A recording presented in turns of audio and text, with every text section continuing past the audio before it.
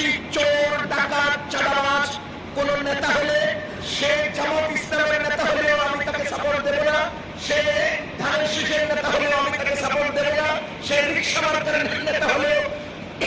আমি তাকে সাপোর্ট দেব না, সে হাত পাখা মার্কার নেতা হলেও আমি তাকে সাপোর্ট দিতে পারি না, সে নিজের কপালে জিবরাইল আলাইহিস সালামের প্রতিনিধি দাবি করলেও আমি তাকে সাপোর্ট দিতে পারি না, কারণ আমার আল্লাহ আমাকে নীতি নির্ধারণ করে দিয়েছেন।